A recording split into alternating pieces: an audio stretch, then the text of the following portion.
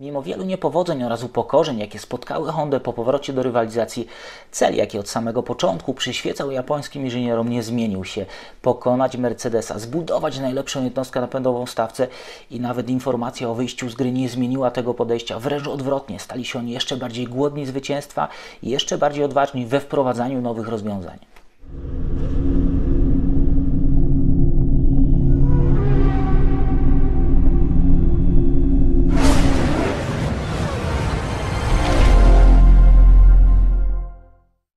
Każda historia ma swoich bohaterów, każda ma też tak zwane punkty zwrotne, nie inaczej jest i tutaj, a tym punktem zwrotnym, który pozwolił dogonić Mercedesa, było opracowanie oraz wdrożenie nowej technologii spalania nazywanej przez Hondę High Speed Combustion. Żeby zrozumieć, jak działa technologia szybkiego spalania, musimy cofnąć się do roku 2017, kiedy to Honda również zrobiła bardzo duży krok naprzód, wdrażając technologię Turbulent Jet Ignition, nazywaną również Jet Ignition, technologię wykorzystującą tak zwaną wstępną komorę spalania.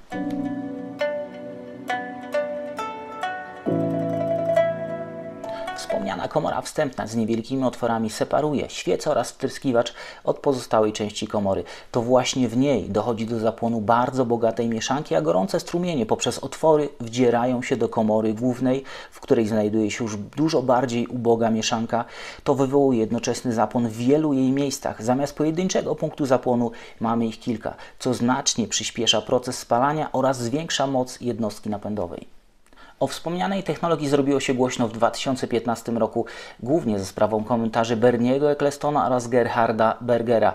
To właśnie ta technologia miała być powodem tej wczesnej dominacji Mercedesa na starcie ery hybrydowej. Dodatkowo zimą między 2014 a 2015 rokiem ta technologia miała trafić pod dach fabryki w Maranello za pośrednictwem firmy Mahle. Wspomniany transfer technologiczny miał mieć swoich ojców wczesnych, a wszystko po to, żeby rywalizacja stała się bardziej wyrównana.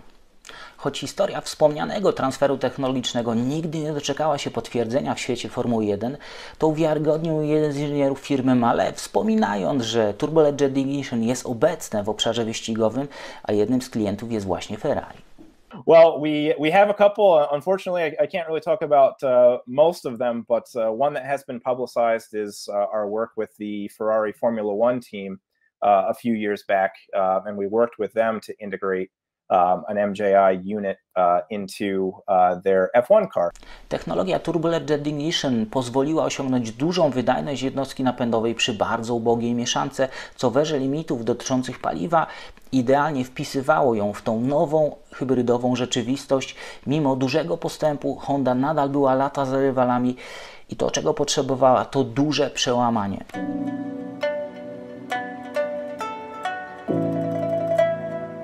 To przyszło, jak to się często w życiu zdarza, trochę przez przypadek.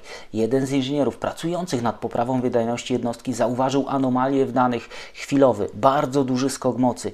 Kiedy jeszcze bliżej zaczęli się temu przyglądać, stwierdzili, że przy pewnych parametrach tuż przy powierzchni tłoka dochodzi do samozapłonu.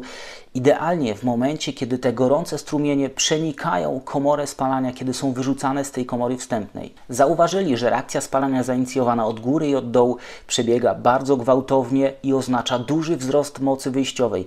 Jest ona jednocześnie bardzo trudna w kontrolowaniu, dlatego wymagała setek godzin pracy oraz opracowania zupełnie nowego paliwa. To paliwo, receptura, powstała w Sakurze, a produkcją zajął się ExxonMobil. Wspomniana technologia zadebiutowała na torze w czasie Grand Prix Rosji w 2018 roku i pozwoliła Hondzie wejść na zupełnie nowy, nieosiągalny do tej pory poziom. Warto pamiętać, że każda akcja wywołuje reakcję. Dodatkowa moc to również dodatkowy stres dla jednostki napędowej. Dalszy postęp wymagał lepszego zabezpieczenia jednostki napędowej lub jej wzmocnienia. To właśnie na tych obszarach skupiono się w Sakurze, tworząc RA619H, jednostkę na sezon 2019. Wzmocniono całą jednostkę spalinową ze szczególnym uwzględnieniem komory spalania oraz korony tłoków. Poprawki wprowadzone w czasie Grand Prix Azerbejdżanu w 2019 roku pozwoliły na korzystanie z tej dodatkowej mocy przez zdecydowanie dłuższy okres. Kolejne modyfikacje procesu spalania sprawdzono w czasie Grand Prix Francji również w 2019 roku, gdzie wykorzystano również doświadczenia oddziału Honda Jet w obszarze poprawy przepływu powietrza wokół łopatek kompresora. Na temat tych ostatnich poprawek nie ma zbyt wielu informacji poza nazwą projektu Honda Gas Turbine Flow Project. To nie był pierwszy raz, kiedy specjaliści od budowania silników odrzutowych wsparli ten oddział wyścigowy Hondy. Jeszcze w erze McLarena poprawki zasugerowane w obszarze mocowania wału łączącego turbinę z kompresorem pozwoliły wyeliminować wibracje, które doprowadzały do bardzo częstych awarii samochodu na torze. To są jeszcze te czasy silnika GP2.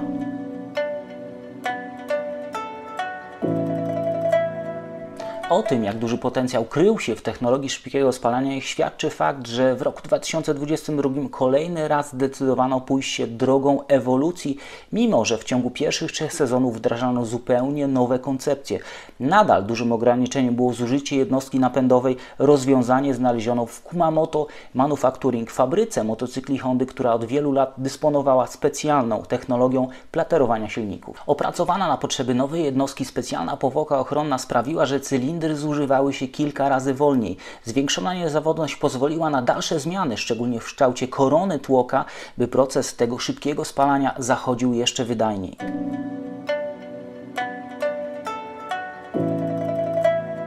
Nie byłoby jednak tak szybkiego postępu bez odpowiedniego wsparcia ze strony Red Bulla. To, co pociągnęło inżynierów Hondy na dno, mówię tutaj o wymaganiach McLarena i tej koncepcji Size Zero, czyli budowy bardzo małej, bardzo kompaktowej jednostki napędowej, całkowicie podporządkowanej wymaganiom aerodynamicznym, tym razem stało się odskocznią. Zakup specjalnych łóżek testowych przez Red Bulla oraz stworzenie dedykowanego zespołu w Milton Keynes dało inżynierom Hondy dodatkowy bufor bezpieczeństwa, gwarancję, że nietrafione pomysły nie wyjadą na tor. Dodatkowo technologia szybkiego spalania jest tak zaawansowana, że każda pojedyncza jednostka spalinowa potrzebuje indywidualnego procesu kalibracji i to właśnie ten proces w całości, zanim jednostki trafią na tor, wykonywany jest na wyspach. Jednym z pomysłów, który prawdopodobnie nigdy nie opuściłby murów Sakury, gdyby nie ten dodatkowy bufor bezpieczeństwa, jest rozwiązanie, które w dokumentacji Hondy nazywane jest CAC Bypass 2 lub CB2. Tutaj ponownie potrzebne jest słowo wprowadzenia. W erze hybrydowej wyciśnięcie jak największej ilości energii z jednostki paliwa jest zadaniem kluczowym, ale nie jedynym. Drugim zadaniem jest utrzymanie tej energii w systemie tak długo, jak to tylko będzie możliwe. Wspomniany CAC Bypass 2, CAC to skrót od Charge Air Cooler, czyli chłodnica powietrza doładowanego, to właśnie taki sprytny sposób na utrzymanie energii w systemie. Według japońskich źródeł wcześniej nadmiar ciśnienia do ładowania był przez specjalny zawór pop-off valve po prostu wyrzucany w atmosferę. Energia była tracona. Inżynierowie Hondy postanowili nadmiar tego ciśnienia specjalnym kanałem przekierować do układu wydechowego. W ten sposób powietrze pod dużym ciśnieniem dodatkowo napędza turbinę. W ten sposób energia nie jest tracona, cały czas pozostaje w systemie. Ilość energii odzyskanej przy pełni otwartej przepustnicy wzrosła aż o 10%. Choć ostatecznie tor potwierdził szacunki inżynierów Hondy, to pierwsza próba wykonana w bazie Milton Keynes nie poszła najlepiej. Ta pierwsza sztuka testowa zepsuła się, zanim jeszcze wyciągnięto jakiekolwiek wartościowe dane. Dopiero kolejna, wysłana z Sakury, sprawiła, że inżynierowie Red Bulla nie mogli uwierzyć w liczby, które zobaczyli.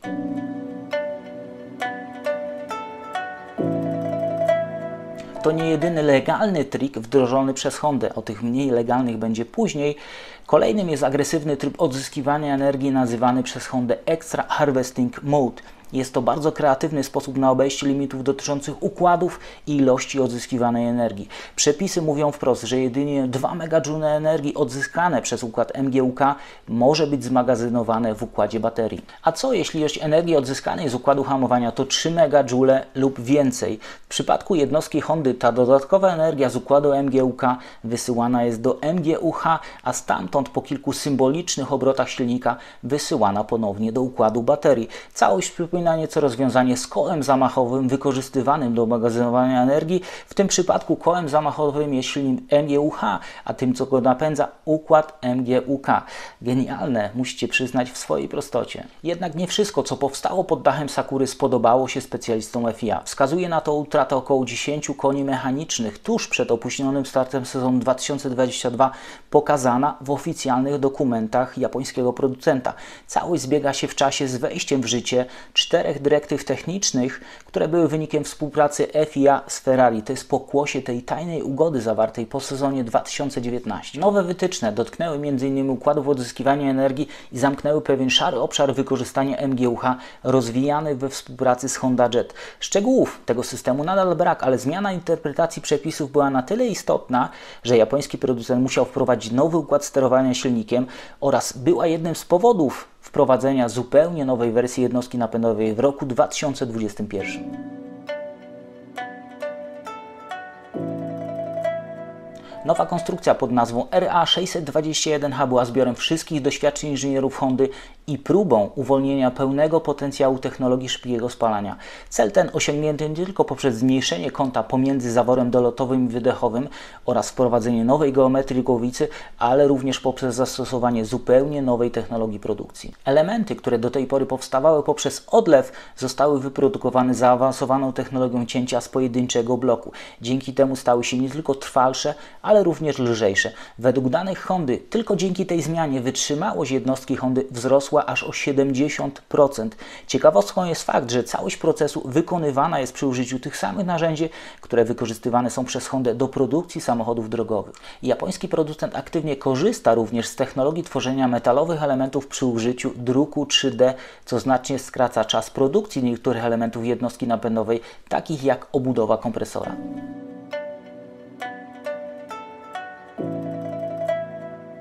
Do tych doświadczeń koncernu Hondy sięgnięto naprawdę głęboko. Niska na tle rywali wydajność układu baterii, która objawiała się głównie na szybkich torach i długich prostych, skłoniła japońskich inżynierów do budowy swojego własnego rozwiązania. Do stworzenia poprawionej wersji układu baterii wykorzystano toczące się od 8 lat prace rozwojowe nad ogniwami opartymi o tzw. nanorurki węglowe Carbon Nanotubes. Dzięki wykorzystaniu tej technologii znacznie skrócono czas cykli ładowania i rozładowania takiego układu baterii. Mniejsze, lżejsze, a jednocześnie bardziej wydajne rozwiązanie po raz pierwszy sprawdzono na Spa w 2021 roku. Celem, marzeniem japońskich inżynierów było pokonanie Mercedesa, szczególnie w kwalifikacjach, i to się udało. Honda zamierza podobne rozwiązania wdrożyć wkrótce nie tylko w przemyśle motoryzacyjnym, ale również w przemyśle lotniczym.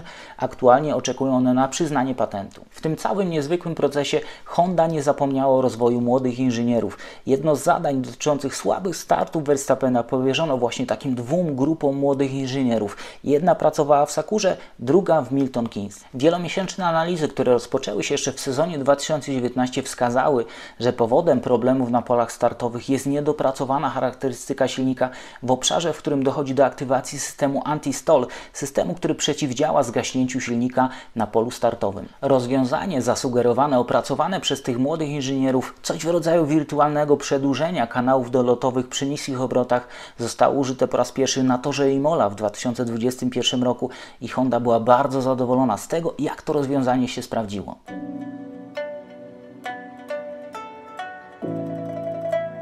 Choć Honda zapowiedziała odejście, to na pewno nie jest koniec tej historii. Wkrótce większość inżynierów japońskiego producenta trafi pod skrzydła Red Bull Powertrains. Prace rozwojowe jednostki przed planowanym zamrożeniem nadal prowadzone są w Sakurze, a z czasem ciężar utrzymania operacji silnikowej zostanie przeniesiony do nowej fabryki Red Bulla. Ile jeszcze ciekawych i nieszablonowych rozwiązań za swoimi plecami znajdą kierowcy Red Bulla i Toro Rosso, o tym przekonamy się wkrótce.